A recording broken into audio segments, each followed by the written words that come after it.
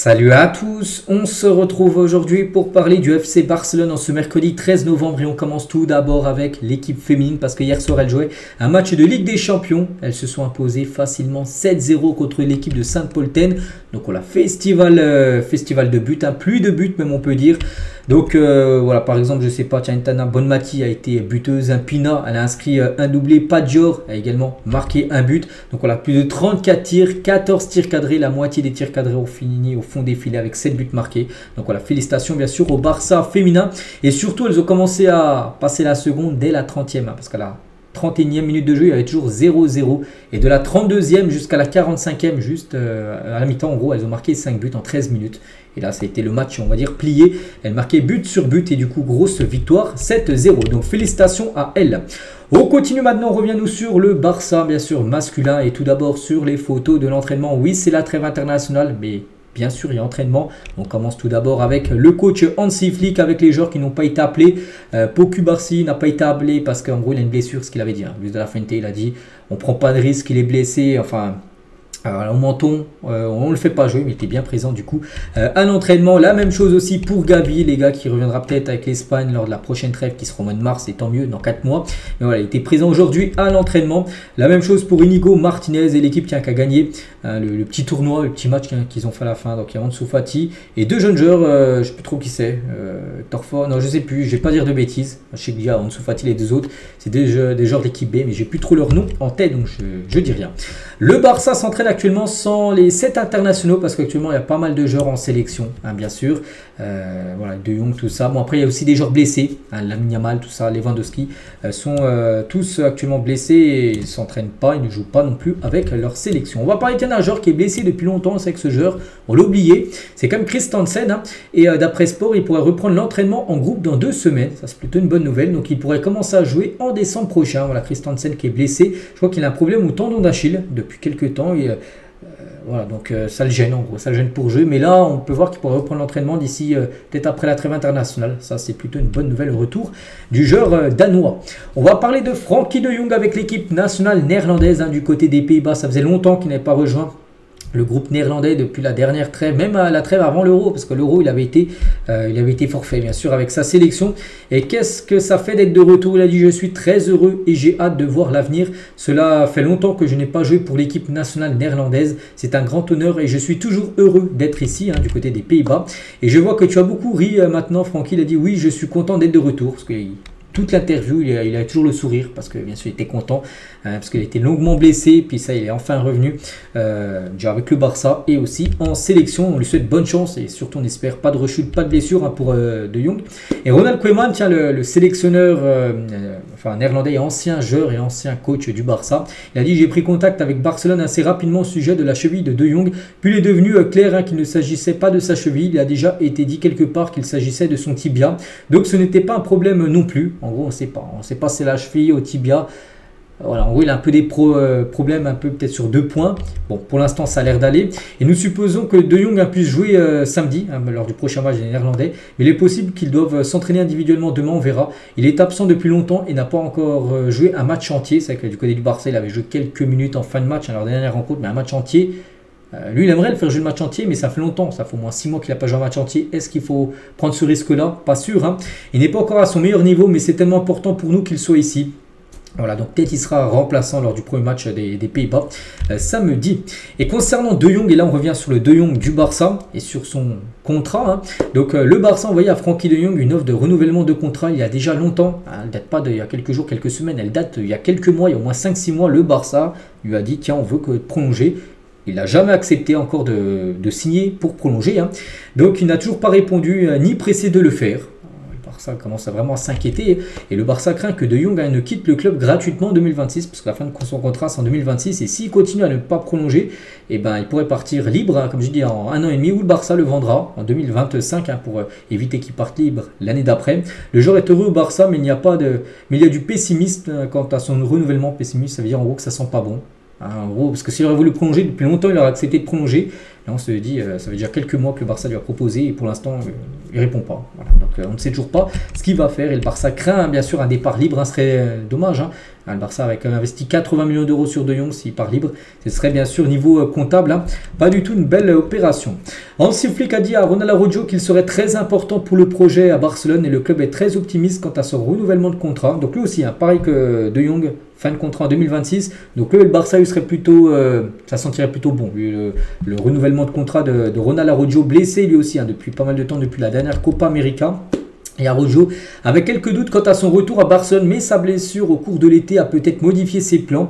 Les négociations avec le club pour le renouvellement de son contrat sont plus proches que jamais, parce qu'avant sa blessure, il hésitait, il voulait peut-être partir, mais là depuis en gros sa blessure et peut-être depuis aussi que le Barça joue bien, il se dit voilà, l'équipe a retrouvé un très très haut niveau, maintenant il a envie de rester et de prolonger du côté du club. On va parler de Mauricio Pochettino, c'est le sélectionneur des États-Unis, et fait beaucoup confiance au jeune gardien du Barça, Diego Cochen, et à son potentiel. Donc c'est un gardien d'équipe B, et voilà, actuellement il est du côté des États-Unis. Et voilà, c'est un gardien qui pourrait être un cadre du côté de l'équipe américaine. On lui souhaite bonne chance.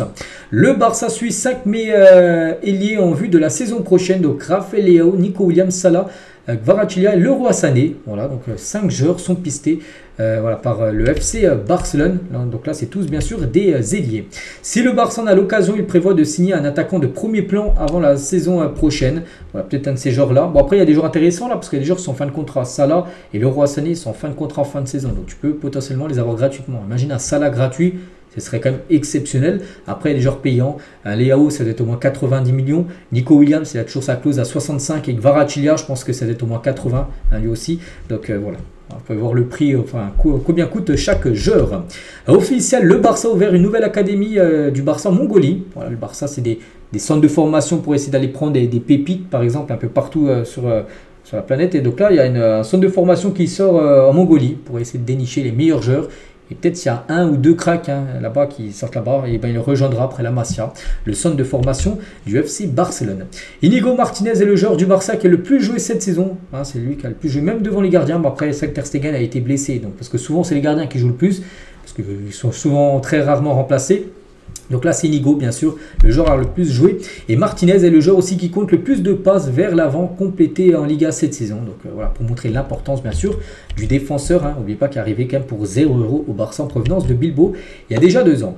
Après 13 matchs de championnat, le Barça 3 points de plus par rapport à la saison dernière au même point. Et 1 point de moins par rapport à la saison 2022-2023. Donc voilà, si on compare le début de saison là et le début de saison avec Xavi, donc voilà, le Barça a juste 3 points de plus que la saison dernière. C'est pas non plus monstrueux, c'est-à-dire que Xavi a fait aussi du bon taf saison dernière. Voilà, il y avait même 1 point de moins par rapport à la saison encore avant où le Barça avait été champion d'Espagne.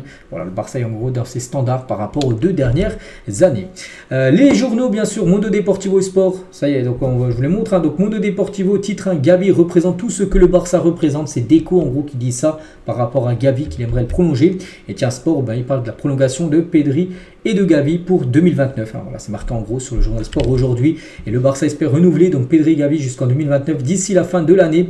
Hansi Flick les considère comme très importants pour le projet sportif. Donc voilà, tout à l'heure on parlait de la prolongation d'Araujo, de Jong, tout ça. Donc eux aussi, voilà, eux devraient prolonger bien sûr leur aventure du côté de Barcelone.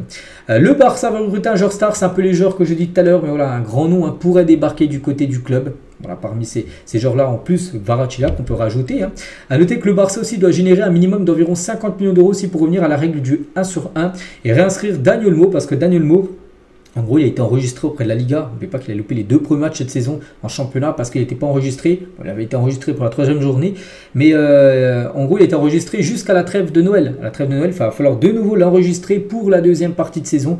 Il faudrait que le Barça génère environ 50 millions d'euros, fasse rentrer 50 millions d'euros dans les caisses du club jusqu'à la janvier pour pouvoir enregistrer Dani Olmo pour la 2e partie de saison en Liga. On va parler de Lamine Yamal parce que certains joueurs ont vu leur valeur marchande augmenter comme Lamine Yamal. Donc le 1er juillet dernier coûtait 95 millions, c'est en dollars, donc ça fait à peu près 90 millions d'euros. Donc là maintenant il coûte 159 millions de dollars. Lamine Yamal, il a pris quand même 64 millions de dollars depuis l'été dernier, c'est fou. Cubarsí, donc lui, il a pris 10 millions de dollars depuis le 1er, je ne sais plus, c'est juillet ou juin, juillet. je sais pas, bref, voilà, c'était l'été dernier, donc maintenant il coûte 42 à l'heure actuelle, sa valeur marchande. Fermin Lopez, il est passé de 32 à 53 millions, donc voilà, pour vous montrer quelques joueurs du Barça qui ont vraiment augmenté en valeur. Et Fermin Lopez aussi par rapport à ce nouveau contrat, vu qu'il a prolongé officiellement jusqu'en 2029, donc sa valeur marchande a bien sûr augmenté. Regardez le top 10 actuellement des meilleurs buteurs dans les 10 plus gros championnats européens. Si on prend en compte le top 5 des plus gros championnats, et on rajoute le championnat turc, portugais, belge, néerlandais et russe, championnat russe, parce qu'il y a un joueur russe, là, Batrakov, qui est le meilleur buteur du côté des championnats russes. Du côté une Lokomotiv Moscou, il a 10 buts. Mais nous, ce qui nous intéresse, bien sûr, c'est les joueurs du Barça. Lewandowski, 14 buts. Il est dans ce classement. Est-ce qu'il y a les autres? Il n'y a pas encore les autres, mais voilà, Rafinha, je crois qu'il est à 7. Il est à 7 buts. Il doit être juste à la 11e place, Rafinha, par rapport au but inscrit, bien sûr, du côté de la Liga. Pierre-Emerick Aubameyang, ancien joueur. Si je devais choisir une étape de ma carrière de footballeur, je choisirais celle du Barça. Il y a beaucoup de moments dont je veux me souvenir pour toujours, mais je choisirais par-dessus tout l'affection des spectateurs, des fans, en gros, du FC Barcelone. C'est vrai qu'il était resté seulement 6 mois du côté du Barça, mais ça avait été 6 mois très intenses pour Pierre-Emerick Aubameyang. Et on finit aujourd'hui, les gars, avec, on revient sur cette saison de foot de Léo Messi en 2011-2012. Regardez-moi ses stats, 69 matchs. Bon, vous le savez, hein, c'était la saison où il avait marqué 91 buts. Mais rendez-vous compte, 91 buts en 69 matchs. En plus, on peut rajouter 24 passes D. Ça a été la plus grande saison de sa carrière pour Léo Messi. Donc voilà les gars ce qu'il y a à dire aujourd'hui. J'espère que ça vous a plu. On se retrouve bien sûr demain jeudi, hein, pour le prochain numéro. Je vous souhaite une très bonne journée et à demain.